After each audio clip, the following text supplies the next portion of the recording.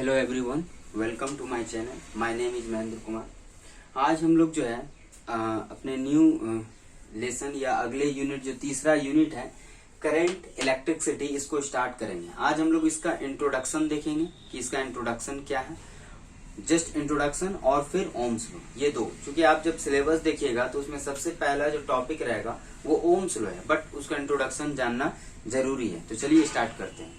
सबसे पहले ये जो नाम है करंट इलेक्ट्रिसिटी, करंट का मतलब ही आप समझिए कि एक फ्लो है, क्या एक फिक्स डायरेक्शन में किसी चीज का फ्लो है। अगर जैसे हम लोग कहते हैं कि रिवर का करंट है, मतलब क्या वहां पानी का फ्लो हो रहा है एक डायरेक्शन में, उसी तरह से यहाँ करंट इलेक्ट्रिसिटी मतलब इलेक्ट्रिक करंट का कह सकते हैं एक फ्लो है। एक्चुअल में करंट इलेक्ट्रिसिटी फ्लो नहीं करता है। करंट क्या है, ये ऑटोमेटिक किसी चीज का फ्लो है। तो यहाँ पर हम कह सकते हैं यहाँ किसका फ्लो की बात हो रहा है, तो यहाँ चार्ज के फ्लो होने की बात किया जा रहा, आयंस के फ्लो होने की बात किया जा रहा, फ्री इलेक्ट्रॉन्स के फ्लो होने की बात किया जा रहा है। ठीक है, तो सबसे पहले इसके बारे में जानते हैं कि व्हाट इज करंट इलेक्ट्रिसिटी। तो कहेंगे the current electricity is the flow of charge और यू में से आयंस ऑल्सो। ये क्या, तो ये फ्लो ऑफ चार्ज है। इसके बारे में बात करते हैं तो it is a secondary source of energy है। ये सेकेंडरी सोर्स है, क्यों, क्योंकि मान लीजिए अगर हम कोल को या कोल्स को अगर हम बर्न करते हैं, उसके बाद उससे जो है हम जो थर्मल पावर प्लांट होता है उससे जो फिर वाटर को बॉईल करते हैं, फिर जो है स्टीम बनाते हैं और फिर टरबाइन को मूव कराते हैं और फिर करंट इलेक्ट्रिसिटी बनता है। It means it is a conversion of the one source of energy into another source. So इसीलिए इसको कहा जा रहा है it is a secondary source. There ये भी हो सकता है कि पानी से, अगर हाइड्रो पावर प्लांट है तो पानी से टरबाइन को मूव कराया जाएगा। दैट इज ऑल्सो द, मतलब कि हम पानी में स्टोर पोटेंशियल एनर्जी को इलेक्ट्रिक एनर्जी में कन्वर्ट किए, that is also the secondary source. तब भी ये सेकेंडरी सोर्स में ही आता है, इसीलिए इसको सेकेंडरी सोर्स ऑफ एनर्जी ये कहा जाता है। अगला जो है it is a property of matter. आप जानते हैं कि अगर मान लीजिए हम कंसीडर करते हैं ये इलेक्ट्रिक करंट कहाँ से ये डेवलप होता है, इसको अगर आपको समझना है तो आप समझ सकते हैं कि जितने भी मैटर है वो सब एटम्स एंड मॉलिक्यूल्स से मिलकर बने हुए हैं। और एटम्स और मॉलिक्यूल्स, अगर ये वो एटम्स की अगर हम बात करें, सपोज दैट ये कंसीडर करें कि एक एटम है। आप जानते हैं न्यूक्लियस में न्यूट्रॉन प्रोटॉन होता है और चारों तरफ इलेक्ट्रॉन इस तरह से रिवॉल्व करते हैं। ओके, इलेक्ट्रिकली ये स्टेबल होता है। इलेक्ट्रिकली स्टेबल करने का मतलब है कि number of electron is equal to number of proton होता है। बट इन केस अगर एक भी इलेक्ट्रॉन इससे अगर हम बाहर कर देते हैं तो इस एटम के ऊपर जो है पॉजिटिव चार्ज डेवलप हो जाता है। अब वो जो ये कह सकते हैं पॉजिटिवली चार्ज हो गया, वो इलेक्ट्रॉन जो फ्री इलेक्ट्रॉन कह सकते हैं या जो इलेक्ट्रॉन जिसको हम बाहर कराएं, वो जब मूव करेगा वही electron, that will give the electric effect and magnetic effect also. So हम कह सकते हैं कि ये जो है इलेक्ट्रॉन्स का ही फ्लो हो रहा है। तो इलेक्ट्रॉन्स कहां पर है, एटम्स में। एटम्स कहां पे है, मैटर में। इट मीन्स हम कह सकते हैं it is a property of the matter. ये मैटर का एक प्रॉपर्टी है, क्योंकि मैटर के ही अंदर में इलेक्ट्रॉन प्रोटॉन्स रहते हैं और उसी के पास चार्ज रहते हैं। ओके, तो इसीलिए कहा जा रहा है it is a property of matter. इसका बहुत सारे एग्जांपल्स आप देख सकते हैं करंट इसका डे टू डे लाइफ में, जैसे कि लाइटनिंग होता है, इलेक्ट्रिक फील्ड कहीं जनरेट होता है, इलेक्ट्रिक चार्ज होता है। तो ये जो है इलेक्ट्रिक करंट, तो ये सब जो है इसका एक एग्जाम्पल्स है। अब यहाँ बात करते हैं कि जो इलेक्ट्रिसिटी है उसको मेनली दो ब्रांच में बांटा गया है। पहला का नाम है इलेक्ट्रोस्टैटिक्स, दूसरा का नाम है करंट इलेक्ट्रिसिटी। इलेक्ट्रोस्टैटिक्स क्या है, तो इलेक्ट्रोस्टैटिक मतलब कि जब चार्ज रेस्ट में है, चार्ज अगर रेस्ट में है वहां पर जो उसके प्रॉपर्टीज का स्टडी किया जाता है, that is under the electrostatic branch. उसको इलेक्ट्रोस्टैटिक्स के अंदर में स्टडी करते हैं। इसमें क्या होता है, चार्ज एट रेस्ट होता है। इसका एग्जांपल भी आप ले सकते हैं, जैसे कि अगर मान लीजिए कि कॉम है, कंघी है, उसको अगर बाल में इस तरह से हम रब करते हैं और छोटे छोटे कागज के टुकड़ों को ले जाते हैं पास में, तो वो उसको अट्रैक्ट करता है। That is attraction due to charge develop in them. तो वो जो उस तरह क्योंकि वहां चार्ज जो रेस्ट में है और वहां पर जो हम स्टडी करेंगे दैट इज द इलेक्ट्रोस्टैटिक्स। मतलब कि जब भी चार्ज रेस्ट में रहेगा किसी बॉडी के ऊपर या बॉडी में, तो वहां पर जो हम जो स्टडी करते हैं वो इलेक्ट्रोस्टैटिक में। लेकिन अगर चार्ज मूव कर रहा है, सपोज दैट, वो इलेक्ट्रिक इफेक्ट देगा। ये इलेक्ट्रिक इफेक्ट आता कहां से, तो आप ये समझ लीजिए बेसिक प्रॉपर्टी है। जब भी इलेक्ट्रॉन मूव करेगा तो वो इलेक्ट्रिक इफेक्ट और मैग्नेटिक इफेक्ट दोनों देता है। ठीक है, तो यहाँ पर जो है चार्ज अगर मूव कर रहा है तो वो इलेक्ट्रिक इफेक्ट देगा, और उसको जब हम स्टडी करते हैं तब उसको करते हैं करंट इलेक्ट्रिसिटी में। करंट इलेक्ट्रिसिटी क्या है, it is the branch of the electricity which deals about the charge in the motions, ion in the motions also. ये जो जब चार्ज मोशन में रहता है, करंट इलेक्ट्रिसिटी की अगर बात करें तो इसको दो टाइप्स में डिवाइड किया गया। पहला एसी करंट, दूसरा DC current. AC current means क्या, alternating current. DC current means direct current. अगर दोनों के बीच में अगर मेन डिफरेंस की बात किया जाए तो एसी करंट जो होता है अल्टरनेटिंग करंट, इसका डायरेक्शन हमेशा चेंज होता है। It means it flow like a sine, जिस तरह से साइन वेव मूव करता है उस तरह से ये समझिए आप, ये पॉजिटिव पार्ट, ये नेगेटिव पार्ट। आप समझ सकते हैं। अगर कोऑर्डिनेट सिस्टम अगर आप देखे होंगे तो ये एक्स एक्सिस है, ये एक्स प्राइम है, अगर ये वाई एक्सिस है, ये वाई प्राइम है। याद होगा कि ये साइड पॉजिटिव रहता है, ये साइड नेगेटिव, ये साइड पॉजिटिव ऊपर तो नीचे नेगेटिव। तो देखिए ये नेगेटिव पार्ट में चला गया, ये पॉजिटिव। तो इस तरह से जब करंट का डायरेक्शन अल्टरनेटली चेंज होता रहता है फिक्स इंटरवल ऑफ टाइम में, तब उसको कहते हैं एसी करंट। ठीक है। इसको जो है जनरली जब सोर्स ऑफ एसी करंट को डिनोट किया जाता है सर्किट में तो इस तरह का दिखाया जाता है। अब बात करते हैं DC current. DC means direct current, ऐसा करंट जिसका डायरेक्शन चेंज नहीं हो रहा। ठीक है, यूनिक डायरेक्शन या फिक्स डायरेक्शन, एक ही डायरेक्शन में जब फ्लो करता है तो वो डीसी हुआ। इसका एग्जांपल आप ले सकते हैं बैटरी, ज्यादातर वो जो है बैटरी ले सकते हैं, सेल ले सकते हैं। ये देखिए battery connection, more than 2 cells are connected then there is a formation of the battery. तो ये बैटरी है, तो ये डीसी करंट का एक एग्जांपल्स है। ठीक है। अब अगर हम बात करें कि ये इलेक्ट्रिक करंट को हम कैसे मेजर करते हैं, तो आप देख सकते हैं इसके इलेक्ट्रिक करंट को आई से डिनोट किया जाता है। ये जो होता है flow of charge per unit time. जब किसी बॉडी में चार्ज, किसी भी कंडक्टर के क्रॉस सेक्शन एरिया से जो चार्ज फ्लो हो रहा पर second, that is the electric current. यानी ये भी आप कह सकते हैं total charge by total time, that will also give the strength of the electric current, that is the I. Charge कैसा यूनिट क्या होता है, कूलम। टाइम कैसा यूनिट क्या होता है, सेकेंड। और इलेक्ट्रिक करंट कैसा यूनिट होता है, एम्पियर। तो 1 एम्पियर इक्वल टू होता है 1 कूलम बाय 1 सेकेंड। अगर आपको पूछेगा कोई भी अगर वाइवा वगैरह कहीं पर भी पूछता है व्हाट डिफाइन 1 एम्पियर, तो क्या कहेंगे, 1 coulomb of charge flow in 1 second through a conductor, then the current established in it is called 1 ampere. Yeah, 1 ampere is the amount of current which is established when 1 coulomb of charge is flowing 1 second.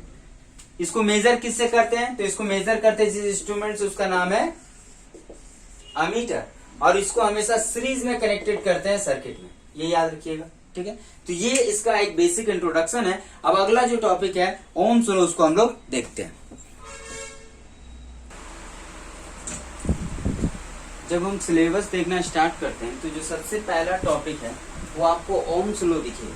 ठीक है, तो Ohm's law के बारे में थोड़ा सा अब हम डिस्कस करते हैं। ओम्स लॉ क्या कहता है कि the current established in a conductor is directly proportional to the potential difference applied across it. मतलब कि अगर ये कंडक्टर है, इसमें जो करंट फ्लो हो रहा है उसका स्ट्रेंथ जो है वो जो पोटेंशियल डिफरेंस इसके एंड में जो अप्लाई हुआ है वो उसके डायरेक्टली प्रोपोर्शनल है। कंडीशंस क्या है कि फिजिकल कंडीशंस रिमेन्स कांस्टेंट। अगर फिजिकल कंडीशंस चेंज नहीं हो रहा है, फिजिकल कंडीशन मींस टेम्परेचर अगर चेंज नहीं हो रहा है during the experiment, length of the conductor हम चेंज नहीं कर रहे हैं, area of the cross section अगर हम चेंज नहीं कर रहे हैं, इस तरह की चीजों को अगर फिजिकल कंडीशंस उसको अगर हम कांस्टेंट रखते हैं, तो जो कंडक्टर जो होता है उसमें जो इलेक्ट्रिक करंट एस्टैब्लिश्ड होता है that is the directly proportional to the potential difference. It means अगर हम इसके एंड में पोटेंशियल डिफरेंस का स्ट्रेंथ अगर इंक्रीज करते जाएं तो इलेक्ट्रिक करंट जो इसमें स्ट्रेंथ है वो भी इंक्रीज होता जाएगा। ठीक है, ये कहता है ओम्स लॉ। देखिए ये स्टेटमेंट भी लिख दिए, electric current in a conductor is directly proportional to the potential difference applied across its ends provided the physical conditions remains constant। अगर ऐसा रहता है तो या सीन बोलिए जो बोलिए, जब ओम यहाँ पर आप देख सकते हैं, यानी पोटेंशियल अगर पोटेंशियल डिफरेंस है कंडक्टर का और करंट आई उसमें एस्टेब्लिश हो रहा है तो ये दोनों एक दूसरे के डायरेक्टली प्रोपोर्शनल है। अब ये प्रोपोर्शनलिटी का साइन हटाएंगे तो एक कांस्टेंट आता है यहाँ पर जिसका नाम है आर। आर क्या है, R is the resistance of the conductor. इसका आर जानते हैं आपके बारे में। आपका जो अगला टॉपिक है इसी यूनिट में आगे जाइएगा तो आपको रेजिस्टेंस और कौन कौन सा फैक्टर उसको अफेक्ट करता है उसके बारे में पढ़ने को मिलेगा, तो वहां पर रेजिस्टेंस को हम लोग अच्छी तरह से देखेंगे। फिलहाल इतना, R is the resistance of the conductor, इसका एसआई यूनिट जो होता है वो ओम होता है। हम यहाँ पर से आप देख सकते हैं पोटेंशियल डिफरेंस का एसआई यूनिट जो होता है वो आप जानते हैं वोल्टेज होता है, करंट का एम्पियर होता है और आर का ओम होता है। यानी आप यहाँ से ये भी कह सकते हैं कि 1 volt equal to 1 ampere into 1 ohm. ठीक है, अब हम बात करते हैं जो कंडक्टर ओम्स लॉ को ओबे करता है उसको कहते हैं ओमिक कंडक्टर, और जो कंडक्टर ओम्स लॉ को ओबे नहीं करता है उसको कहते हैं नॉन ओमिक कंडक्टर। जो ओमिक कंडक्टर होता है उसका जब आप IV ग्राफ अगर आप अपलोड कीजिएगा तो वो स्ट्रेट लाइन देगा इस तरह से। ये स्ट्रेट लाइन इस बात को बताता है कि this two physical quantity are potential difference and current these are directly proportional to each other. लेकिन अगर नॉन ओमिक कंडक्टर की बात करें तो वो स्ट्रेट लाइन नहीं बल्कि नॉन लीनियर ग्राफ देगा, लाइक दिस। जैसे ये इसको देख लीजिए, इसको देख लीजिए, इसको देख लीजिए, इसको, ये सब क्या है, ये सब नॉन लीनियर ग्राफ है, इसमें कोई स्ट्रेट लाइन नहीं, नॉन लीनियर ग्राफ है। और ये सभी वो हैं जो ओम्स लॉ को ओबे नहीं करते हैं। ओम्स लॉ के बारे में और भी एक बात बता देते हैं। ये जो ओम्स लॉ है, ये जो फॉर्मूला यहाँ ड्राइव किया, it is a empirical formula. ये एम्पेरिकल फॉर्मूला मतलब इससे और भी फर्दर फॉर्मूला डेवलप किए जाते हैं, ठीक है। आप आगे जाके देखिएगा J इक्वल टू सिग्मा, इस तरह का भी और फॉर्मूला मिलेगा, वो भी ओम्स लॉ है, तो वो यहीं से डिराइव किया जाएगा। इसमें बता दें ओमिक कंडक्टर का तो ये होता है, अगर हम ये चूंकि हम जानते हैं जो इसमें ये V है ये I है, तो इसका जो स्लोप होगा यानी इसका जो एंगल जो निकालते हैं tan theta equal to y by x, tan theta equal to जो होता है, तो वो अगर आप इसमें निकालते हैं, आप सपोज दैट इसमें अगर आप निकाल रहे V बाई आई, ऑटोमेटिक यहाँ पर से भी देख सकते हैं V by I equal to क्या आएगा, R आएगा। यानी कि इस स्लोप का ये ग्राफ का जो स्लोप होगा that is the resistance of the conductor. अगर एक कंडक्टर लेकर हम एक्सपेरिमेंट करते हैं, उसमें पोटेंशियल डिफरेंस और करंट दोनों को पोटेंशियल डिफरेंस को इंक्रीज करते हैं और करंट को मेजर करते जाते हैं, और उसके बाद वो ग्राफ अपलोड करते हैं, तो इसका जो स्लोप हम निकालेंगे tan theta, that will be give the resistance of the conductor, वो उस कंडक्टर का रेजिस्टेंस होगा। अब देखिए यहाँ पर आप देख सकते हैं कि यहाँ अगर मान लीजिए कि दो अलग अलग कंडक्टर का इस तरह से अलग अलग ग्राफ मिला, एक ये पहला का मिला, ये दूसरा का मिला, और अगर हमसे पूछता है कि बताइए किसका रेजिस्टेंस ज्यादा है किसका रेजिस्टेंस कम है, तो यहाँ पर देखिए दो फिजिकल क्वांटिटी V और I, तो दोनों में कंपेयर करना एक साथ पॉसिबल नहीं है। तो हम क्या करते हैं, एक को कांस्टेंट करते हैं, मतलब हम मान लेते हैं कि एक फिक्स 5 एम्पियर करंट में कितना वोल्टेज कौन ले रहा। सपोज दैट ये करंट हम यहाँ एस्टेब्लिश ये कर दिए, फिक्स कर दिए, ये पॉइंट हम लिए, ठीक है। ये करंट जो है I0 हम यहाँ पर फिक्स कर दिया। अब दोनों के लिए ये I1 जो है I0 में कन्वर्ट हो गया। अब जिसका V ज्यादा होगा उसका tan थीटा ज्यादा होगा, और जिसका tan थीटा ज्यादा होगा उसका रेजिस्टेंस ज्यादा होगा। अब देखिए 2 के लिए ये है V और 1 के लिए ये है V, तो हम देख सकते हैं 1 का V ज्यादा है 2 का V कम है, यानी हम कह सकते हैं इस V1 ज्यादा है V2 कम है, यानी tan थीटा ज्यादा होगा यानी R1 ज्यादा होगा, यानी हम कह सकते हैं रेजिस्टेंस ऑफ R1 या first conductor is more than the resistance of the second conductor. Graph देगा तो यहाँ पर से इस तरह से आप निकाल सकते हैं, ठीक है। जिसका स्लोप ज्यादा होगा उसका रेजिस्टेंस ज्यादा होगा। अब यहाँ पर हम बात करते हैं कुछ नॉन ओमिक कंडक्टर की। नॉन ओमिक कंडक्टर जो ओम्स लॉ को ओबे नहीं करता, इसका जब IV ग्राफ आप अपलोड कीजिएगा तो नॉन लीनियर होगा, यानी स्ट्रेट लाइन नहीं होगा। यहाँ पर कुछ एग्जांपल ले सकते हैं इसका, जैसे थर्मिस्टर आप जानते होंगे, इलेक्ट्रॉनिक वाल्व जानते होंगे, सेमी कंडक्टर जानते होंगे, गैसेस जानते हैं, नियोन गैस जानते हैं, ये सभी जो है नॉन ओमिक कंडक्टर्स आप इसको कह सकते हैं। और ये जो है इसका जब ग्राफ अपलोड किया गया तो देखिए कुछ इस तरह से आया है। यहाँ पर से आप देखते चलिए, ये देखिए वैक्यूम ट्यूब है, वैक्यूम ट्यूब का जब IV ग्राफ अपलोड हुआ तो कुछ इस तरह से, दिस इज नॉन लीनियर। ये सेमी कंडक्टर का है, इसका भी ग्राफ देखिए IV ग्राफ किस तरह से, ये भी नॉन लीनियर है। ये नियोन गैस का है, ये भी आप देख सकते हैं।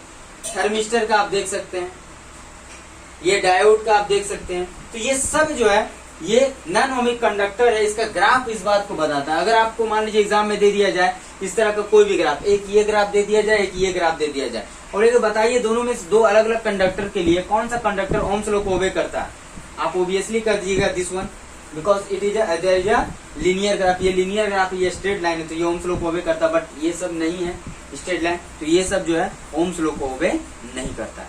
तो इस वीडियो में इतना ही, थैंक्स फॉर वॉचिंग, और अगले वीडियो में हम लोग जो है इसके आगे का जो टॉपिक्स है रेजिस्टेंस उसको देखेंगे। Okay, thank you.